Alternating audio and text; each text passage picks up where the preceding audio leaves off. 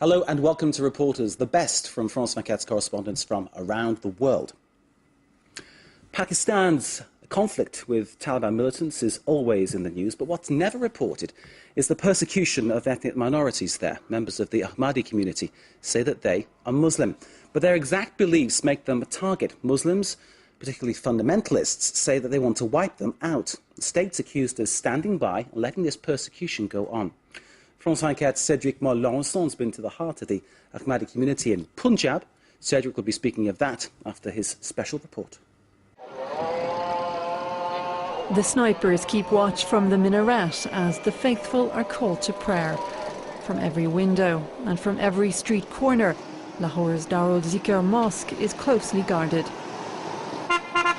More than 1,000 people are expected to attend prayer, and many have come early to get through security.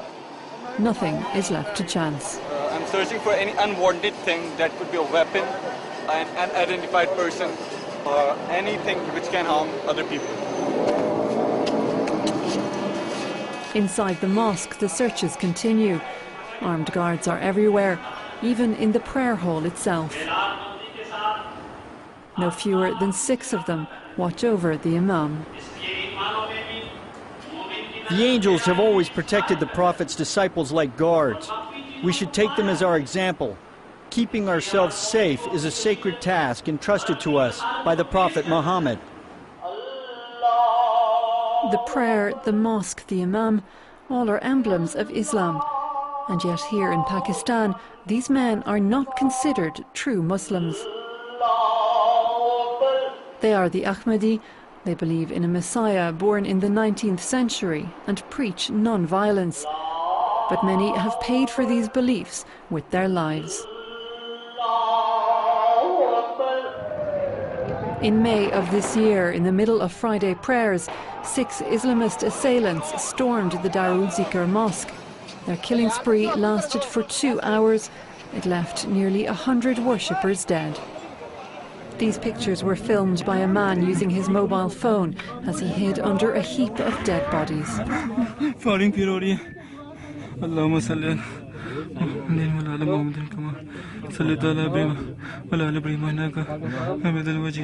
It was here. Muhammad survived by hiding under these stairs. Many others were not so lucky. Look, these are the shoes of the people who were killed that day. I'll never forget what happened here. I have nightmares about it. At night I see the bodies, the faces. I just don't know why it happened. The Lahore massacre has come to symbolize the persecution of the Ahmadi in Pakistan. One particular group of religious radicals has vowed to eradicate them, the Khatm-e-Nabuwat. They stage protests against the Ahmadi on a regular basis. This propaganda video was shot a few months before the attack on the Lahore mosque. The words of the Khatm-e-Nabuwat leader, an eerie foreshadowing of events to come.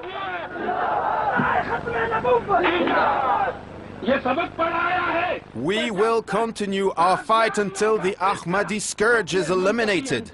We will shout it loud and clear so that the whole country hears us.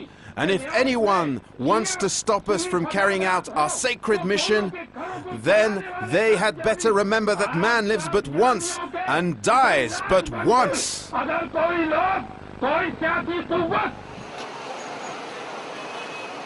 For their safety, many Ahmadi have moved to this place, Chenab Nagar.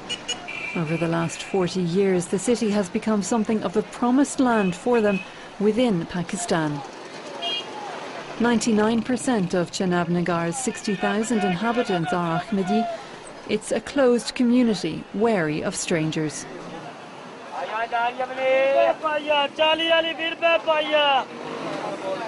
But Mubashir Uddin says the city hasn't always had such a siege mentality. How much is it? 150 rupees. Okay, here you go. A carpenter by trade, Mubashir took refuge here 40 years ago when his father died. Since then, he hasn't left this Ahmadi stronghold. Here we generally feel safe, free, not like in the rest of the country. We live the way we want to, we pray how we want to. But since the attack in Lahore, things have been different, even here. People are afraid. When we go out, we think there's a chance we might not come back alive. Chenab Nagar may live in constant fear of attack, but Ahmadi continue to flood here from across Pakistan. Here, they're free to practice their religion. In Mubashir's workshop, workers display a photo of their Messiah, Mirza Ghulam Ahmad, but they insist they're as Muslim as anyone else in Pakistan. Salam alaikum. Hello everyone, how's it going? Under the Pakistani constitution, Ahmadi are forbidden from identifying themselves as Muslim in any way. Simply saying hello could land Mubashir in prison. If I say salam alaikum to a Muslim, it's considered blasphemy and the police could arrest me. In Pakistan, if we say we're Muslim, anyone can file a complaint against us, and we could get 6 or 7 years in jail. There's no getting around the anti-blasphemy laws, as the Ahmadis' religious denomination appears on all their papers. Authorities have even tried to press charges against the entire population of Chenab Nagar. You'd almost think it was a joke. How can you file charges against 60,000 people all at once? It's just not possible. If they want to put us all in prison, they'll have to build a bigger one, because ours is too small. Mubashir and his workers may joke about it, but the government's message is clear. Chenab Nagar must not remain a safe haven for the Ahmadi. The anti-Ahmadi fundamentalists live at the bottom of this street. A few hundred of them. They come out to provoke us fairly regularly. They chant slogans against the Ahmadi. When that happens, we have to hide in our homes. Mubashir never ventures to the end of his road. In the city of the Ahmadi, the enemy lurks within.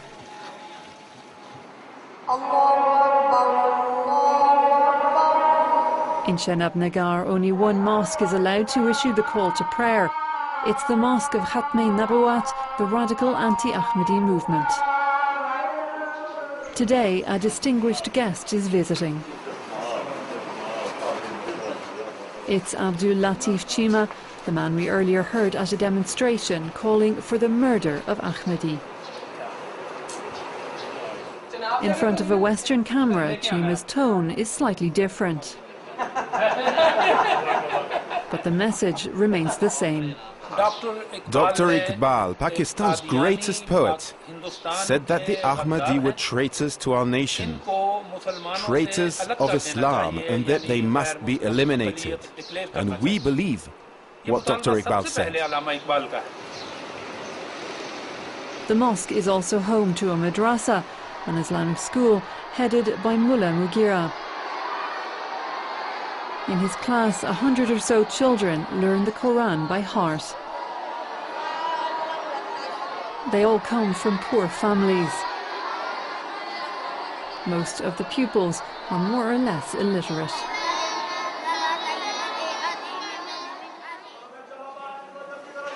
Hurry up. Come on, find your places. This is where the children will grow up, schooled and raised in hatred for the Ahmadi community. We teach them that the Ahmadi have a false prophet, that they want people to believe they're Muslims, but that it's untrue. And above all, they should never pray with them. The students echo his words. The Ahmadis are human beings, but they're against us, and I'm against their beliefs. On Judgment Day, the whole world will die, and God will send the good Muslims like us to heaven. Ahmadi will go to hell.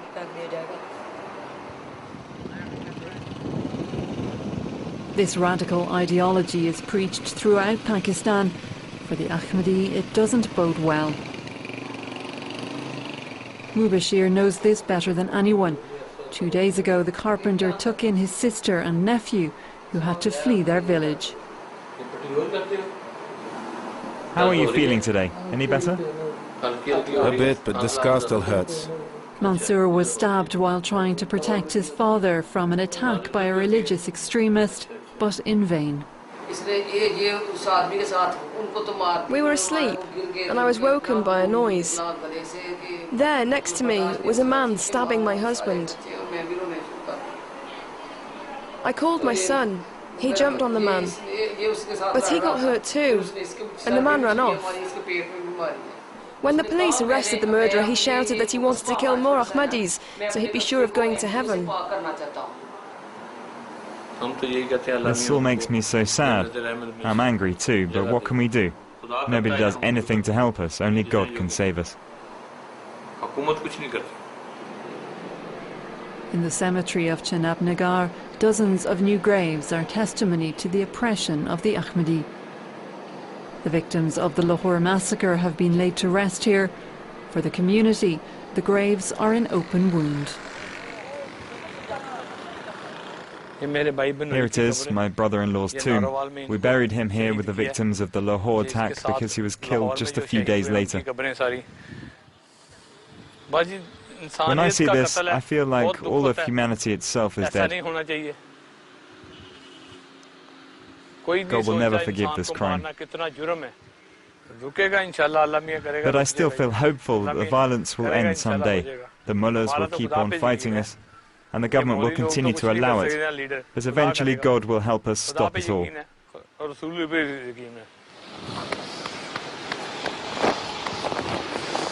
The cemetery in Chenab Nagar holds the graves of Ahmadi killed by Islamists, men and women murdered for the crime of calling themselves Muslim. But here in the Islamic Republic of Pakistan, they're banned from Muslim burial grounds. The persecution of the Ahmadi continues, even in death.